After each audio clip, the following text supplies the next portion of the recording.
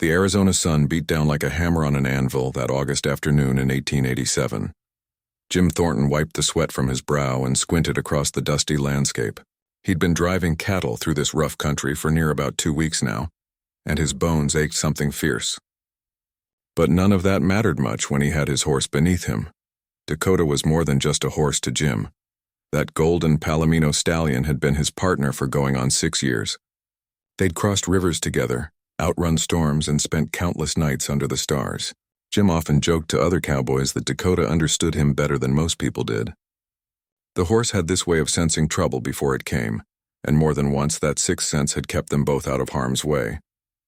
The cattle were moving slow that day, which suited Jim just fine. The heat made everything sluggish, even the flies that buzzed around in lazy circles. Jim was thinking about where they'd make camp that evening, maybe near that creek bed they'd passed 2 days back, when Dakota suddenly stopped dead in his tracks. Jim knew that behavior. Dakota's ears had gone flat and his whole body tensed up like a coiled spring. Something wasn't right. Jim's hand instinctively moved to the rifle strapped to his saddle, his eyes scanning the rocky terrain around them. Mountain lions sometimes prowled these parts, and a man could never be too careful. "Easy now, boy," Jim whispered, patting Dakota's neck. "What is it?" The cattle had bunched up behind them, lowing softly in confusion. Jim urged Dakota forward just a few steps, trying to see what had spooked him. That's when he saw the rocky outcrop ahead, a tumble of sun-baked stones that created deep shadows in the afternoon light. Perfect hiding spot for all sorts of creatures. Dakota took another hesitant step, then another. Jim was just beginning to relax, thinking maybe it was nothing, when he heard it. That sound that makes every living thing in the desert freeze. A dry, rattling buzz that spoke of danger and death. Everything happened so fast and yet so slow, like time itself had gotten confused. Dakota reared up, trying to back away, but the rattlesnake was already striking. Jim saw the blur of movement. Saw the diamondback's fang sink into Dakota's front leg just above the knee. The horse screamed, a sound Jim had never heard him make before, high and terrified and full of pain. The snake dropped away and slithered off into the rocks, its job done. Dakota came down hard, stumbling, nearly throwing Jim from the saddle. Jim managed to hold on and quickly dismounted, his heart pounding so hard he could hear it in his ears. "No, no, no," Jim breathed, dropping to his knees beside Dakota's leg. He could already see the puncture wounds, 2 neat little holes that were starting to swell. The snake had gotten him good right in the muscle. Jim had seen this before too many times. Horses didn't usually survive rattlesnake bites, especially not big diamondbacks like the one that had just struck. Within minutes, Dakota's leg began to swell up something awful. The skin stretched tight and the horse's breathing turned ragged and quick. Foam started gathering at the corners of his mouth and his eyes went wide with fear and pain. Jim had never felt so helpless in all his life. He looked around desperately as if help might somehow materialize out of the empty desert. But there was nothing. The nearest town was at least 30 miles away, maybe more. Even if he could get Dakota moving, which he couldn't, they'd never make it in time. The venom was already working through the horse's body, shutting things down one by one. Jim's hands shook as he unsaddled Dakota, trying to make him more comfortable. The horse's legs buckled and he went down on his side with a heavy thud that raised a small cloud of dust. Dakota's chest heaved with each breath and those big brown eyes looked up at Jim with an expression that near about broke his heart in two. "I'm sorry, boy," Jim whispered, running his hand down Dakota's neck. "I'm so sorry." The cattle had scattered some during the commotion, but Jim didn't even care anymore. Let them wander. Nothing mattered except the dying horse in front of him. This was the horse that had carried him through sandstorms and snowstorms. The horse that had pulled him out of a flash flood 2 years back when Jim had been foolish enough to try crossing a swollen river.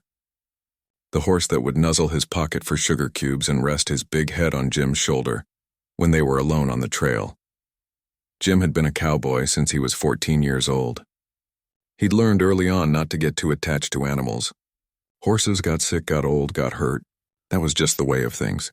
But Dakota had been different. Dakota had been a friend. The sun continued its slow crawl across the sky. An hour passed, maybe 2. Jim lost track of time. He sat in the dirt beside Dakota, one hand resting on the horse's shoulder, feeling each labored breath. The swelling had spread up the leg and into the chest now. Dakota's eyes were starting to glaze over. Jim pulled his revolver from its holster and checked the chamber.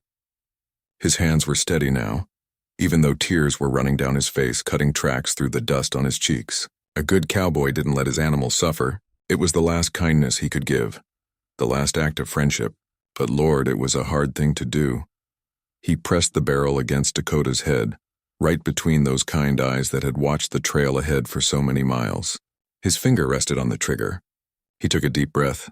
"You've been a good horse," Jim said, his voice cracking. "The best horse a man could ask for." Dakota's ear twitched at the sound of Jim's voice, just a little movement, but it was enough. Jim's hand started shaking again. He lowered the gun. "I can't do it," he whispered. "I just can't." He knew it was foolish. The horse was suffering, and keeping him alive was just prolonging the agony. But Jim had never been one to give up easy, even when giving up was the sensible thing to do. He holstered the revolver and went back to sitting beside Dakota, one hand stroking the horse's neck, talking to him soft and low about all the trails they'd ridden together, all the good times they'd had. The desert stretched out empty and endless around them. Not another soul in sight, just a cowboy, his dying horse, and the gathering shadows of late afternoon. Jim had never felt so alone in all his life. He didn't know it yet, but that was about to change. Jim didn't know how long he'd been sitting there in the dirt. Could have been 10 minutes, could have been an hour. Time had a way of blurring when your heart was breaking. Dakota's breathing had gotten worse, more shallow and ragged. Each breath sounded like it might be his last. The sun was starting to sink lower in the sky, painting the desert rocks in shades of orange and red. Jim was so focused on his dying horse that he almost didn't hear it. A soft rustling sound like fabric brushing against sagebrush. His hand moved to his gun by instinct, but he didn't draw it. Didn't much care anymore what dangers might be lurking out there. Then he saw her. An old woman was making her way through the mesquite bushes about 50 yards off. She moved slow but steady, carrying a woven basket on her arm. Jim recognized her as Apache right away from her dress and the way she wore her long gray hair. His whole body tensed up. The relationship between settlers and Apache folks in these parts was complicated, to put it mildly. There'd been fighting, raids, broken treaties. Most cowboys Jim knew would have reached for their rifles at the sight of an Apache, even an old woman. But Jim wasn't most cowboys. He'd always figured that most people, regardless of where they came from, just wanted to live their lives in peace. Still, he kept his hand near his revolver. Old habits died hard. The woman seemed to spot him and Dakota at the same moment. She stopped, tilting her head to study the situation. Jim expected her to turn around and leave. Why would she approach a white cowboy, especially one who was armed? But instead, after a moment's pause, she started walking toward them. Jim struggled to his feet, his legs stiff from sitting so long. He held up one hand, not threatening, just cautious. "Ma'am," he called out, his voice hoarse. "I don't want no trouble." The woman didn't respond, just kept coming closer. As she got nearer, Jim could see her face was deeply lined, like a map of hard years and harder country. Her eyes were dark and sharp, missing nothing. She looked to be somewhere past 60, maybe older. Hard to tell with folks who'd spent their whole lives under the desert sun. She stopped about 10 feet away and looked down at Dakota. The horse was barely conscious now, his sides heaving. She set down her basket and moved closer, and that's when Jim noticed something that surprised him. There was no fear in her eyes, no hesitation, just a calm, assessing look like a doctor examining a patient. "Rattlesnake," she said. It wasn't a question. Her English was thick with an accent, but clear enough. Jim nodded, not trusting himself to speak. His throat felt tight. The old woman knelt down beside Dakota, moving with a grace that belied her years. She examined the bite wound closely, then ran her hands along the horse's swollen leg. Dakota didn't even flinch. It was like he knew she was trying to help. She lifted one of his eyelids, peered into his mouth, placed her ear against his chest to listen to his heartbeat. Jim watched all this in confused silence. What was she doing? Why did she care about a dying horse that belonged to a stranger? After a thorough examination, the woman sat back on her heels and looked up at Jim. She pointed at Dakota, then at the wound, then made a gesture like she was grinding something between her hands. She pointed off toward the desert, then "She get the horse." Her meaning was clear enough even without many words. She was saying she could help. Jim's first instinct was disbelief. The horse was dying. Anyone with eyes could see that. No amount of folk remedies or desert medicine was going to change that fact. But then he looked at the woman's face again. There was no doubt there, no uncertainty, Just quiet confidence. You can help him? Jim asked, hearing the desperate hope in his own voice. He hated how weak he sounded, but he was past caring about pride. The woman nodded once, firm and certain.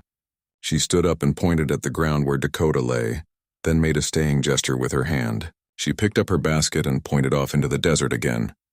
You want me to wait here? Jim asked. You're going to get something? Another nod. She held up both hands, fingers spread, then closed them and opened them again. Twice. Jim counted in his head. 20? Was she saying 20 minutes? The woman must have seen the confusion on his face because she simplified it. She made a motion like the sun moving across the sky, but just a short distance. Not long, she'd be back soon. Jim looked down at Dakota, then back at the woman. What choice did he have? The horse was dying anyway. If this old Apache woman thought she could help, what harm was there in letting her try? At worst, Dakota would die just the same. At best, well, Jim didn't dare let himself hope for a best. All right, he said, nodding. I'll wait. The woman's expression didn't change much, but something softened around her eyes. She reached out and briefly touched Dakota's head, a gentle gesture that spoke of understanding and compassion. Then she turned and headed back the way she'd come, moving with surprising speed through the brush. Jim watched her disappear into the landscape, then sank back down beside his horse. Did that just happen, boy? He muttered to Dakota. Or am I getting heat stroke out here? Dakota's only answer was another labored breath. Jim tried to make sense of what had just occurred. An Apache woman appearing out of nowhere in the middle of empty desert, claiming she could save a snake-bitten horse. It sounded like something out of a dime novel. Too strange to be real. Yet it had happened. He'd heard stories, of course, about Apache medicine. Folks said they knew things about desert plants and healing that white doctors couldn't begin to understand. Knowledge passed down through generations, tested and refined over countless years. Jim had always half believed those stories, in the way you believe things that happen to other people but never to you. The minutes crawled by. Jim pulled out his pocket watch and checked it, then checked it again a few minutes later. Time had slowed to a crawl.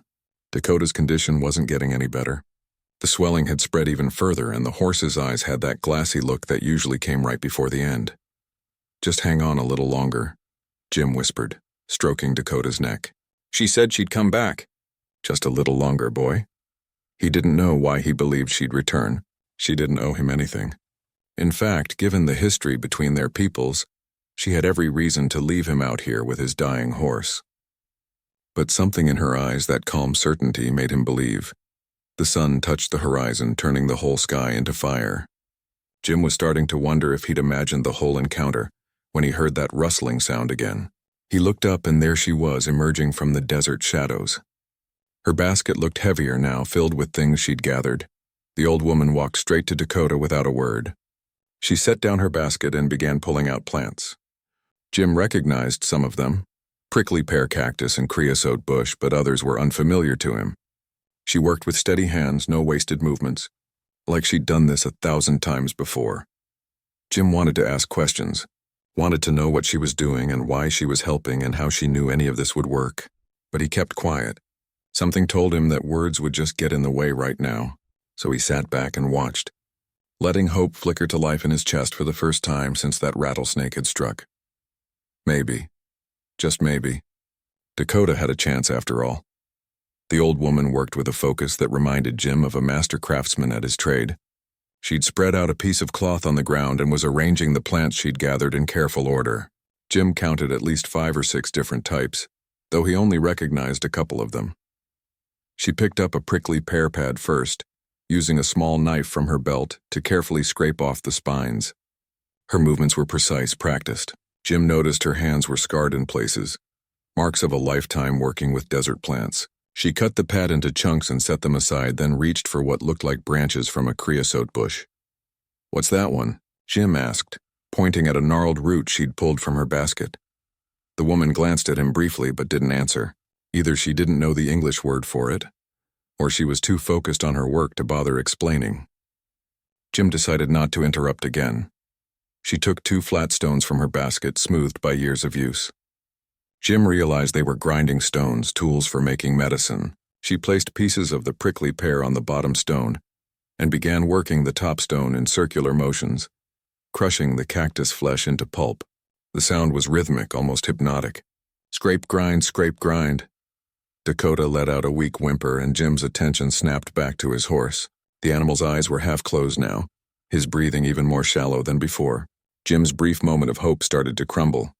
What if they were too late? What if no amount of medicine could bring Dakota back from the edge? The old woman must have sensed his despair because she paused in her grinding and looked at him. She said something in Apache, her tone firm but not unkind. Jim didn't understand the words, but he got the meaning well enough. Be patient. Have faith. She went back to work, adding the creosote leaves to the mixture. A sharp, distinctive smell filled the air like rain on desert sand. She ground everything together, then added pieces of that mysterious root. The paste was turning a deep green color, thick and slightly sticky looking. Jim watched as she reached for his canteen, which he'd set down earlier. She looked at him, asking permission with her eyes. He nodded quickly. Take whatever you need. She unscrewed the cap and poured water into the mixture, just a little at a time, working it in with her fingers until she had the consistency she wanted. It looked like thick paint now, or maybe mud. Jim had his doubts about putting something like that on an open wound, but he kept his mouth shut. The woman moved to Dakota's side and began cleaning the bite wound with water and a piece of cloth. She was gentle but thorough, wiping away the dried blood and dirt. Dakota didn't even react. Jim wasn't sure if that was because the horse was too far gone to feel it, or because he somehow trusted this stranger who was trying to help him. Then came the moment Jim had been both anticipating and dreading. The woman scooped up a handful of the green paste and began applying it directly to the swollen flesh around the bite marks. She worked it into the wound, using her fingers to spread it evenly. The mixture seemed to absorb into the skin, and she kept adding more, building up a thick layer. Will that really work? Jim asked, unable to keep the question inside any longer. The woman paused and looked at him. For the first time since she'd arrived, she smiled just a little. She pointed at the mixture, then made a gesture like pushing something down and away, pushing the poison out maybe, or stopping it from spreading. Jim wasn't sure, but he wanted to believe. She reached into her basket again and pulled out strips of cloth, clean and white. Jim realized she must have brought them specifically for this purpose, which meant she'd known what she was coming back to do. She'd gathered everything she needed, planned it all out in those 20 or 30 minutes she'd been gone. With practiced efficiency, she began wrapping Dakota's leg, securing the poultice in place. She worked from the hoof up, winding the cloth in overlapping layers, tight enough to hold everything secure but not so tight as to cut off circulation. Jim had bandaged plenty of wounds in his time, both on animals and people, and he had to admit she knew what she was doing. When the leg was fully wrapped, she sat back and examined her work with a critical eye. Satisfied, she reached for the remaining plant materials in her basket. She selected specific pieces, leaves and roots, and placed them in Jim's tin coffee cup. She pointed at the cup, then mimicked the action of boiling water. You want me to make tea with that? Jim asked. She nodded, then pointed at Dakota and made a drinking motion. Tea for the horse. Jim had never heard of such a thing, but then again, he'd never heard of a lot of what was happening today. He built a small fire using dead mesquite branches, and the woman helped by blowing on the embers to get the flames going. They worked in companionable silence, and Jim found it oddly comforting. Here was this woman, a stranger from a people his own folks had often been at odds with, helping him save his horse. Not because she had to, not because there was anything in it for her, but simply because she could. When the water was boiling, she dropped the plant materials into the cup and let them steep. The smell was strange, bitter and earthy, with hints of something sweet underneath. After a few minutes, she deemed it ready and let it cool some. Then came the hard part. Getting medicine into a half-conscious horse isn't easy. The woman gestured for Jim to lift Dakota's head while she worked. Jim cradled the horse's big head in his lap, whispering encouragement. Come on, boy. You gotta drink this. I know it probably tastes awful, but you gotta try. The woman pried Dakota's mouth open gently and began pouring the tea in, just a little at a time. Most of it dribbled out at first, running down the horse's chin. But then Dakota's throat moved, swallowing reflexively. She kept at it, patient and steady, waiting between each small portion to make sure he could handle it. It took nearly 20 minutes to get most of the tea into Dakota. By the end, Jim's arms were aching from holding up the horse's head, but he didn't complain. If this strange medicine had even a chance of working, it was worth any amount of discomfort. When the cup was empty, the woman set it aside and spoke to Jim in Apache, gesturing as she talked. She held up fingers showing him numbers, then pointed at the sun and made it move across the sky. She touched the bandage on Dakota's leg, then made the grinding motion again. Jim pieced it together slowly. You want me to change the poultice? Every few hours. He held up 3 fingers. 3 times? She nodded vigorously, pleased that he understood. She showed him again how to make the medicine, grinding the remaining plants she'd left for him. Her hands moved slowly this time, making sure he saw every step. Jim paid careful attention, knowing Dakota's life might depend on him getting this right. The woman also made it clear that Dakota needed to stay still and drink plenty of water. She drew a picture in the dirt with her finger, showing the sun rising and setting multiple times. Days. This was going to take days, not hours. When she was satisfied that Jim understood everything, she gathered up her basket and stood. The sun had fully set now, and stars were beginning to appear in the darkening sky. She looked down at Dakota one more time, placed her hand on his neck in that same gentle gesture from before, and nodded to herself. Jim scrambled to his feet. Wait, how can I thank you? I don't even know your name. I'm Jim Thornton. The woman smiled again, warmer this time. She pointed at herself. Nalin, she said simply. Nalin, Jim repeated, committing it to memory. Thank you, Nalin. I don't know why you helped us, but thank you. She said something in Apache, too fast for Jim to catch, but her tone was kind. Then she turned and walked back into the desert darkness, disappearing as mysteriously as she'd appeared.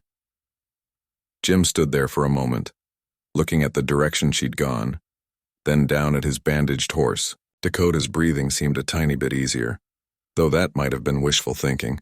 The night was cool now, a relief after the brutal heat of the day. Jim settled down beside his horse, pulling his bedroll close. It was going to be a long night and probably several long days ahead.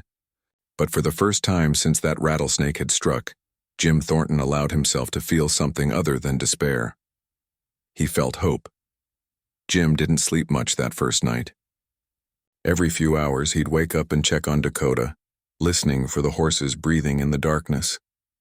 Each time he heard that steady rhythm, relief would wash over him. Still alive, still fighting. When the first light of dawn broke over the desert, Jim was already awake, boiling water for the medicine. His hands shook a little as he ground the plants Nalin had left him, trying to remember exactly how she'd done it. The paste didn't look quite as smooth as hers had, but it was close enough. At least he hoped it was close enough. He unwrapped Dakota's leg and his heart sank. The swelling was still terrible, the skin stretched tight and discolored. For a moment, Jim wondered if he'd been a fool to believe in desert medicine and an old woman's remedies. But then he looked closer. Was the swelling maybe just a tiny bit less than yesterday? Or was he seeing what he wanted to see? Jim cleaned the wound like Nalin had shown him and applied the fresh poultice. Dakota's eyes opened briefly, acknowledging Jim's presence before closing again. That small sign of awareness gave Jim courage to keep going. The day crawled by slower than any Jim could remember. He kept Dakota in the shade of a scraggly cottonwood tree, draping his spare blanket over some branches to create more cover from the sun. He made trip after trip to a small water source he'd found about a quarter-mile away, carrying water back in his canteen and cooking pot. Dakota needed to stay hydrated, Nalin had made that clear. Around midday, Jim heard hoofbeats. His hand went to his gun, but he relaxed when he saw it was Tommy Chen, another cowboy who'd been working the same cattle drive. Tommy pulled up short when he saw the scene before him. Jim, what in blazes happened? We've been looking for you since yesterday. Jim explained about the snake bite, though he left out the part about Nalin. He wasn't sure why, but something made him want to keep that encounter private, almost sacred. Tommy whistled low. Rattlesnake that bad and the horse is still alive? That's one tough animal. Though I gotta say, Jim, it might be kinder to put him down. I've never seen a horse pull through from a bite like that. He's going to make it, Jim said more firmly than he felt. Tommy looked doubtful but didn't argue. Well, the boss wants to know if you're coming back. We've got the cattle settled about 5 miles north. Can't wait forever. Tell him I need a few more days. Tell him to dock my pay if he needs to, but I'm not leaving my horse. Tommy shook his head but smiled a little. You always were stubborn. All right, I'll let him know. Good luck, Jim. You're going to need it. After Tommy rode off, Jim felt more alone than ever, but he also felt determined. He'd given Dakota his word in a way. He wasn't going to give up. The second night was harder than the first, A storm rolled in, not a big one, but enough to get everything wet. Jim huddled under his rain slicker with Dakota, trying to keep the bandage dry. The horse's breathing had gotten rougher again, and Jim spent hours just talking to him, telling him stories about all the places they'd go once he was better. "Remember that valley we found last spring?" Jim said softly, rain dripping off his hat brim. "All those wildflowers? We'll go back there, boy. You can eat grass until you're fat as a tick, I promise." But when dawn came, Jim's hope had worn thin. Dakota looked worse, if anything. The horse hadn't eaten a thing, and getting him to drink was becoming harder. Jim changed the poultice again. His movements automatic now, but doubt gnawed at his insides. Then, around noon of that second day, Jim heard that familiar rustling sound. He looked up and there was Nalin carrying her basket again. Relief flooded through him so powerfully that his knees almost gave out. She came straight to Dakota and examined him with those keen eyes. She checked the bandage, peered at the wound underneath, listened to his heart and breathing. Then she looked at Jim and nodded once. It wasn't a big gesture, but it spoke volumes. Dakota was doing okay. Better than okay, maybe. Nalin made fresh medicine, working alongside Jim this time, correcting him when he ground the plants too coarse or didn't add enough water. She was teaching him, Jim realized, making sure he knew how to do this right. She brewed more of the bitter tea and helped Jim get it into Dakota, who swallowed more easily this time. Before she left, Nalin pulled something from her basket. It was a different plant, one Jim hadn't seen before, with thick leaves. She squeezed one of the leaves and a clear gel oozed out. She rubbed it on Dakota's gums and tongue, then handed the plant to Jim and gestured for him to do the same every few hours. "What's this for?" Jim asked. Nalin touched her own mouth, then her stomach, and made a gesture like eating. Jim understood. It would help Dakota eat again, maybe ease his stomach, get his appetite back. "Thank you," Jim said, and he meant it with everything he had. "I don't know how to repay you." Nalin just smiled and patted his shoulder, the gesture of an elder to someone younger. Then she was gone again, melting into the desert landscape like smoke. That afternoon, something changed. Jim was dozing in the shade when he felt movement beside him.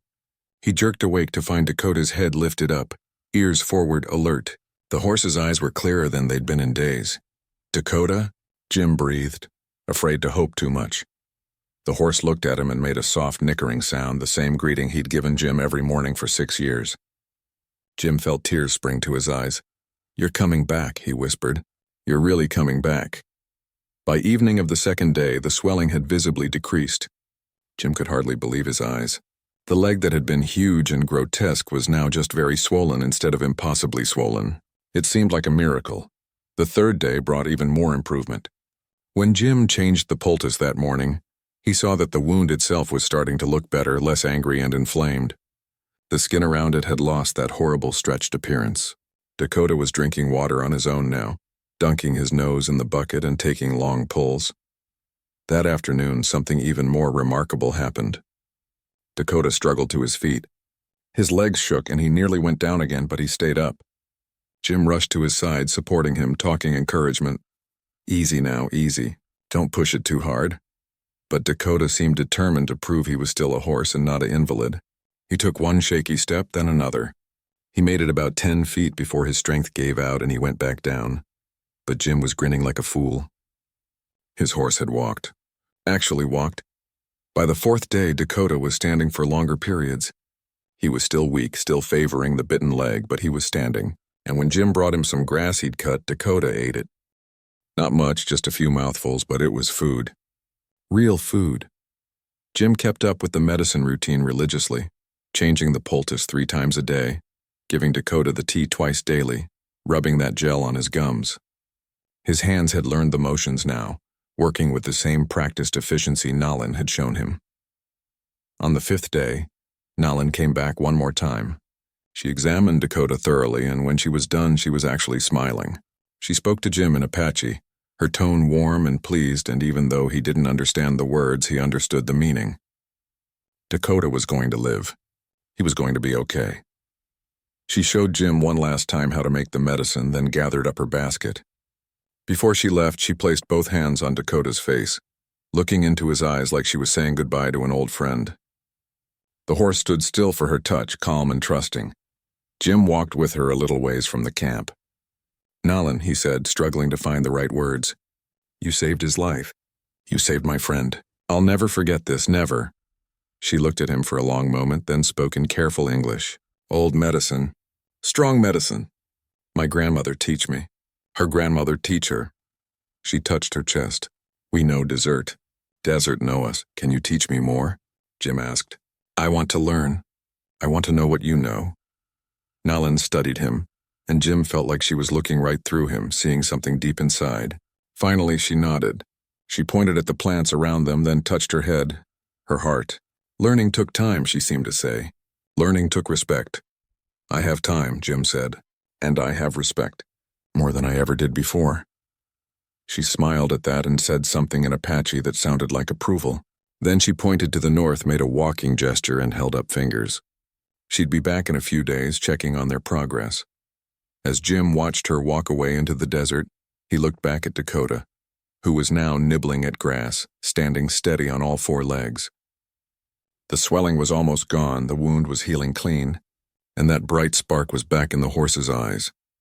Against all odds, against everything Jim had believed possible, his horse was going to survive, and Jim Thornton had learned something that would stay with him for the rest of his life. Sometimes the best medicine doesn't come from a doctor's office or a pharmacy. Sometimes it comes from the land itself, and from people who've spent generations learning its secrets. 3 weeks after the snake bite, Dakota was walking without a limp. Jim could hardly believe it when he watched his horse trot across the small clearing where they'd been camped, moving almost like his old self again. There was still a scar on his leg, a reminder of how close they'd come to losing everything. But the leg was strong and sound. Jim had stayed in that spot the whole time, turning down the cattle drive and losing 2 weeks of pay. Some of the other cowboys thought he was crazy, wasting time and money on a horse, but Jim didn't care what they thought. Dakota wasn't just a horse. He was family. During those weeks, Nalan had visited 5 more times. Each visit, she taught Jim something new. She showed him which plants stopped bleeding, which ones fought infection, which ones eased pain. She taught him how to identify them by their leaves, their smell, the places they grew. Jim soaked up every bit of knowledge like desert sand soaking up rain. One afternoon, as they sat grinding medicine together, Jim asked her the question that had been on his mind since that first day. "Why did you help us? You didn't know me. You didn't owe me anything." Nalan was quiet for a moment, her hands never stopping their work. When she finally spoke, her words came slow and careful. "My people, we believe all life is connected. The horse, he did not choose to step on Snake. He did not deserve to die. You," she looked at Jim directly, "you stayed with him. You cried for him. That tell me about your heart." She paused, then continued. "Many white men come to our land. Many take and take. They do not see us as people, but you see. You respect. This I know." Jim felt humbled by her words. He thought about all the stories he'd heard, all the prejudices he'd carried without even knowing it. Nalan had every reason to distrust him, to hate him even, given the history between their peoples. But she'd chosen to see him as an individual, not as a representative of everything bad that had happened. "My grandmother," Nalan said, grinding herbs. "She say knowledge is like water. It must flow. If you hold it tight, keep it only for yourself, it becomes stale. When you share, it stay fresh, it grows stronger. I want to share what you've taught me," Jim said. "Other ranchers, other cowboys, they need to know this. How many horses die from snake bites every year? How many could be saved?" Nalan nodded slowly. "This is good. But," she held up a finger, "you must tell them where knowledge come from. You tell them Apache people know these things for many generations. You give honor to my people." "I promise," Jim said solemnly. "I'll make sure everyone knows." Over the following months, Jim kept that promise. He went from ranch to ranch, town to town, teaching other cowboys and ranchers what Nalan had taught him. At first, many were skeptical. Desert medicine from an Apache woman? Some laughed outright. Others listened politely but clearly didn't believe a word. Then Dakota became the proof. Jim would ride into town on his golden palomino, and people who'd heard about the snake bite would stare in disbelief. Word had spread about how bad the bite had been, how the horse should have died. Yet here was Dakota, healthy and strong, carrying Jim like nothing had ever happened. "It's the Apache medicine," Jim would tell anyone who asked. "An Apache woman named Nalan saved my horse's life with plants from the desert. She knew things our doctors don't know. Slowly, skepticism turned to curiosity. When another rancher's horse got bit that fall, he came looking for Jim. Together, they made the medicine just like Nalin had taught him, and that horse survived too. Then another and another. Each success brought more believers. Jim started keeping the dried herbs in his saddlebag at all times. He made up little packets of the medicine, ready to use in an emergency. He taught other cowboys how to recognize the plants, how to prepare them properly. He always gave credit to Nalin and her people. One evening, about 6 months after Dakota's recovery, Jim rode out to the area where he'd first met Nalin. He'd been coming back every few weeks, and she'd meet him there to continue his education. But this time was different. He brought gifts, coffee, sugar, good fabric for making clothes. Small things, but things he knew were hard to come by. Nalin accepted them with quiet dignity. They sat together as the sun set, and she taught him about plants that helped with fever, with stomach sickness, with wounds that wouldn't heal. Jim wrote it all down in a small notebook he'd started carrying, trying to capture not just what plants to use, but how to use them, when to harvest them, how to prepare them. "You are a good student," Nalin said, something like pride in her voice. "You remember. You respect the plants, respect the knowledge." "I had a good teacher," Jim replied. They sat in comfortable silence for a while, watching the desert turn purple and orange in the fading light. Finally, Nalin spoke again. "I'm old," she said simply. "Many winters behind me. Not many ahead." Jim felt a sudden tightness in his chest. "Don't talk like that." "It is truth," she said, not sad, just matter of fact. "This is why I teach you. So knowledge does not die with me. My granddaughter, she learned some. But you," she gestured at him, "you will share with many people. White people who do not know. This is important."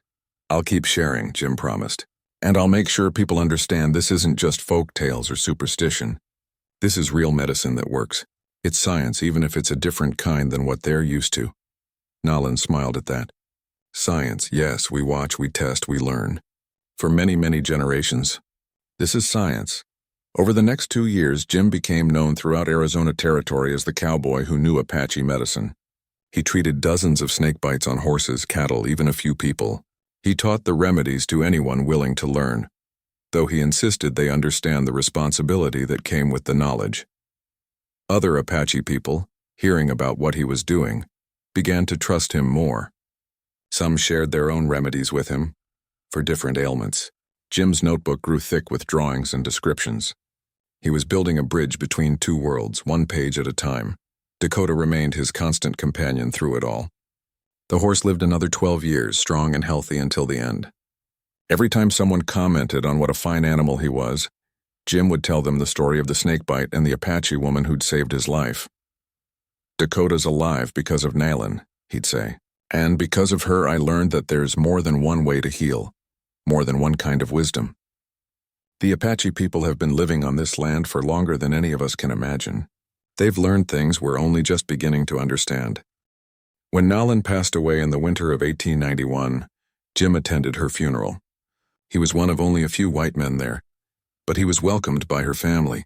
Her granddaughter gave him a small leather pouch that had belonged to Nalin. Inside were seeds from the plants she'd used to save Dakota. "She want you to have," the granddaughter said in halting English. "She say you will plant them, share them, remember her." Jim kept that pouch with him for the rest of his life. He did plant the seeds, creating a small garden of healing plants near his cabin. He continued teaching others, continued building understanding between communities that had been enemies for too long. Years later, when Jim was an old man himself, people would come from miles away to learn from him. He'd sit on his porch, Dakota's bridle hanging on the wall behind him as a reminder, and teach about the plants and remedies. But more than that, he'd teach about respect, about being willing to learn from people different from yourself, about recognizing wisdom wherever you find it. "An Apache woman saved my horse when I'd given up hope," he'd tell them. "She didn't have to help me. She did it because she understood that knowledge is meant to be shared, that compassion doesn't recognize boundaries. Everything I know about healing I learned from Nalin. And the most important thing she taught me wasn't about plants at all. It was about keeping your heart open, even when the world tells you to close it." The remedies Nalin taught Jim are still used in parts of the Southwest today, passed down through generations of ranchers and cowboys. Some don't even know where the knowledge originally came from, But those who do, those who know the full story, they make sure to tell it right. They tell about a cowboy who wept over his dying horse. They tell about an Apache woman who saw past anger in history to offer help. They tell about how one act of compassion created ripples that spread far and wide, changing lives and building bridges that still stand today. And they always mention Dakota, the golden palomino who lived because two people from different worlds chose to trust each other, because sometimes the most powerful medicine isn't made from plants at all. It's made from understanding, respect, and the simple willingness to learn from one another. That's the real cure that Nayland showed Jim that day in the desert. And that's the legacy that outlived them both.